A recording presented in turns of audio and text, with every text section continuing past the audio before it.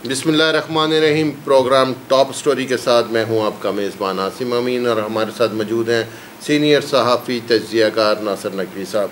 नासिर साहब, कल एक सानिया पेश आया, ये हमारे दफ्तर के सामने, प्रेस क्लब के सामने, शिंगला पहाड़ी चौक में एक ट्रैफिक वार्डन ने एक मसजे वाले को रोका, जिसके बाद उससे ब्रेक नहीं लगी और वो उसके ऊपर चढ़ गया।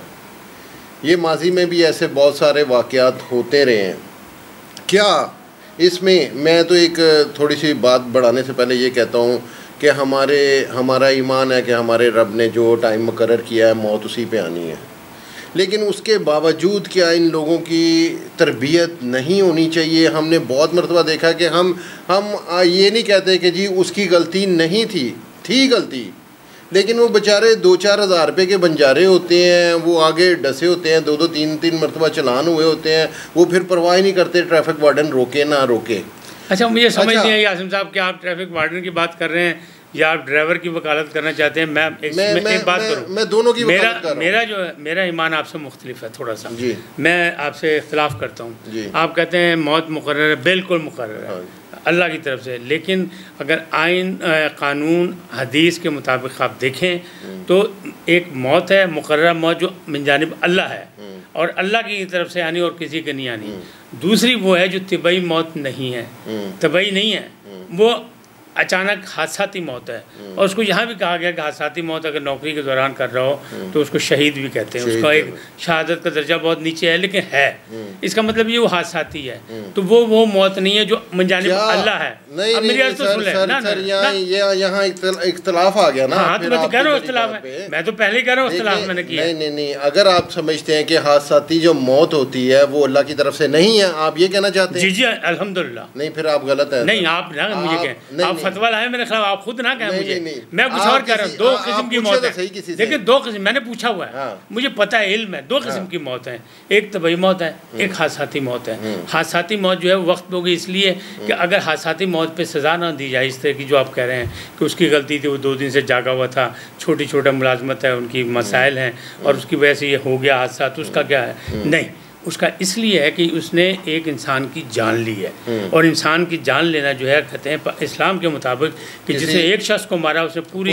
इंसानियत को मार दिया, लिहाजा वो अपनी जगह मौजूद है। इसलिए कि इसकी नफ़ी की जाए, किसी को मारा ना जाए, लोगों को जीने का हक़ दिया जाए। और इसीलिए ये कि आप अपने आप को नहीं मार सकते, कि अगर मैं खुदकशी कर लूँ तो मेरे खिलाफ भी पर्चा होता है, अगर मैं बच जाऊँ तब भी, ना हो तब भी एक पर्चा रजिस्टर होता है। क्यों? मैंने अल्लाह की राह में रुकावट बनने की कोशिश की, मैंने खुद फैसला कर लिया अपनी मौत का। लेकिन हादसाती मौत के बारे में आइन कानून हदीस और कुरान इसके मुताबिक सब कुछ मौजूद है कि हादसाती मौत जो है वो हम और आप तो तस्लीम कर लेते हैं एक आम इंसान की हैसियत से कि जनाब अल्लाह की मर्ज़ी, और इसीलिए हम माफ़ भी कर देते हैं कि चलो जी अगर हो गया तो दूसरे को माफ़ कर दिया जाए, उसकी जान बचाई जाए, ताकि उसके दर्जात बुलंद हो जाए मरने वाले के, और उसकी माफ़ी हो जाए उसकी गुनाहों की। हमारे पास ये जज्बा है। इस पे हम प्रोग्राम्स के हट के इस पे बात करेंगे, इससे किसी की राय भी लेंगे।